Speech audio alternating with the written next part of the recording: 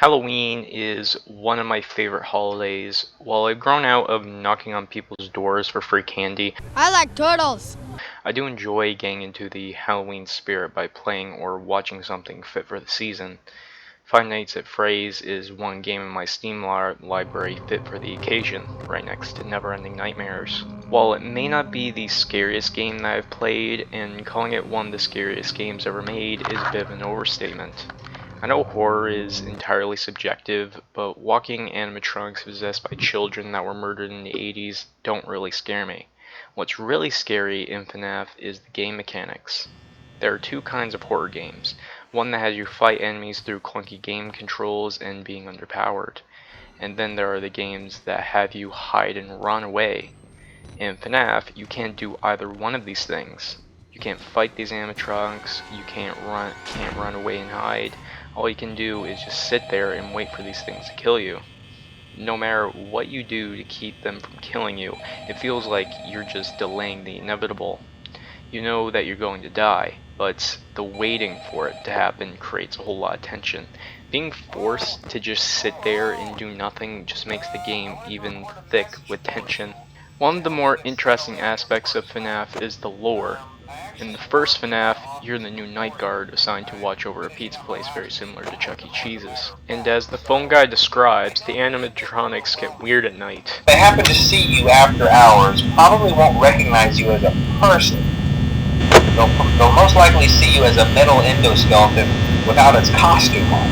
Now, since that's against the rules here at Freddy Fazbear's Pizza, they'll probably try to forcefully stuff you inside a Freddy Fazbear suit. So as the name describes, you come back to this place every 5 nights. Each night you'll have to survive until 6 AM. To do so, you'll have to check your cameras to keep track of the animatronics. You have 2 doors, but you can't keep them both down the entire night. Everything you do consumes power, checking the camera, checking the lights, and closing doors. So at its core, Five Nights at Freddy's is a power management game. This changes in later games, but the first is purely power management. There are a total of 5 animatronics: Freddy, Bonnie, Chica, Foxy, and Golden Freddy. Bonnie usually comes from the left corridor and Chica comes from the corridor on the right. Foxy and Freddy, on the other hand, are kind of unpredictable. Foxy tends to peek out of Pirate's Cove, and if you don't keep an eye on him, he will haul ass and scare the shit out of you. No! Fucking fuck! Freddy attacks from the right corridor, much like Chica. Only difference is Freddy lurks and hides in the shadows, kinda like Springtrap in FNAF 3. And yes, much like Foxy, he will suddenly pop out of nowhere and scare the shit out of you. Actually, being startled would be the more appropriate thing to say. When you intentionally or unintentionally startle someone, like most people, they tend to say, "Jesus, you scared the shit out of me." So, is being jumped by Foxy or Chica any different? No, not really. It's not like it stays with you like Japanese horror or psychological horror. If you leave FNAF and sleep like a baby afterwards, FNAF has failed as a horror game. And as I've stated earlier, horror is very subjective, much like comedy, so it's difficult to truly make everybody scared or laugh, because everybody has different tastes and preferences. But I'm pretty sure that most people, after growing out of childhood, know that you aren't as scared as you were as a child.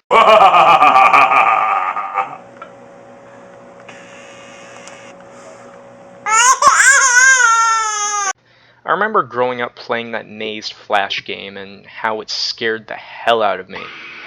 After that, I remember dreading jump scares. I remember playing an Xbox demo disc with Doom 3 on it and remember the dark corridors and disturbing radio sounds.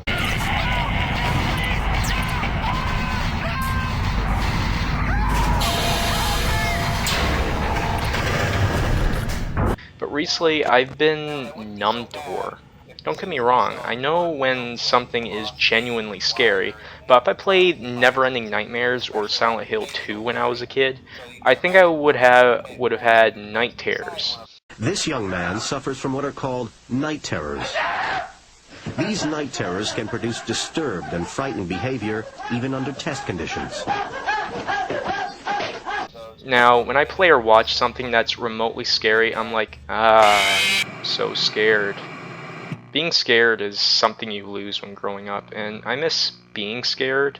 So I kinda envy many of the Let's Players who played the shit out of this thing and were genuinely scared. I just don't see what's so scary about it. I know it has very interesting game mechanics, and the fact that you can't remotely move makes it scarier than most AAA horror games. But in the horror department, FNAF still disappoints me. But in terms of gameplay and storytelling, it's great. The FNAF franchise as a whole has remained consistent in quality, and Scott Cawthon made slight changes with every iteration to the franchise. So if you're looking for a well-designed game with unique game mechanics and with a little bit of lore thrown in there, you'll enjoy all the FNAF games.